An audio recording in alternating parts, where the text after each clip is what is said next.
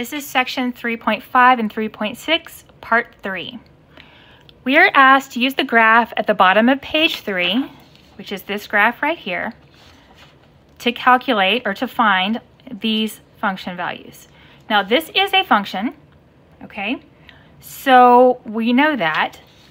This is saying if you substitute -2 for x, what do you get? Okay, that's what we've been doing. In the previous page, we plugged in a number and found out what we got. So basically, this is our x value, and then what we ended up with after we did the calculations was our y value. So right here, if this is my x value for 10 in this function, then this is my answer for y. Okay? Now, this is really easy to use a graph. What you do is you look at -2 on the x-axis and you figure out what point is there. So if I look at -2 on the x-axis is right here. What point is lined up there? It's right here. What is the y value here? Well, this is the point -2, 0. So this would be 0. Okay.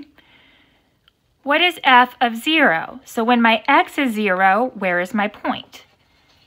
My x is 0 right at this point on my x-axis. Where is that point that lines up with it? Right here. This is the point 0, 2. So when my x is 0, my y is 2. This equals 2. When my x is 1, what is my y value? When my x is 1, my point is down here. That would be the point 1, 2, 3, 4, -4. So f of 1 is -4. All you're doing is they give you the x value, you look at your graph, figure out what point matches up with that x value, and then you read off the y value that goes with it. Okay, the last little bit in these two sections is the constant function.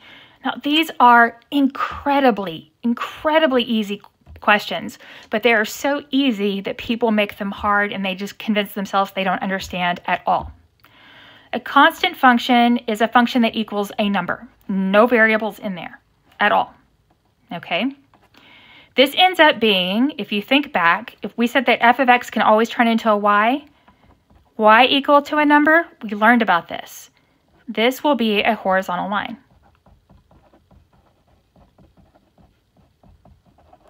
Okay, so I'm just making connections. A horizontal line definitely passes a vertical line test, so it is a function. Okay, so let's say this. If f of x is equal to 6, find f of 3. F of 3, this tells me to go find the function f, which is right here, and plug in 3 for x. Well, there is no x. Y is always equal to 6. So f of x is 6, f of 100 is 6, f of 1,532 is 6. It's always 6. That's it. Okay? Really, it's that easy. Okay? Now let's use a chart. This is a t-chart that's filled out for a function. Okay? We did t-charts early on in this chapter.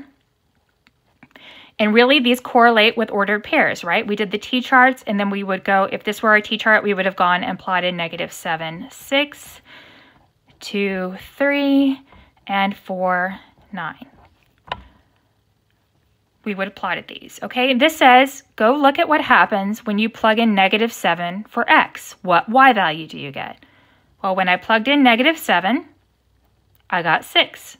So this answer is 6. If you were asked to find f of 4, what happens when we plugged in 4? We got 9. That's all that's involved there.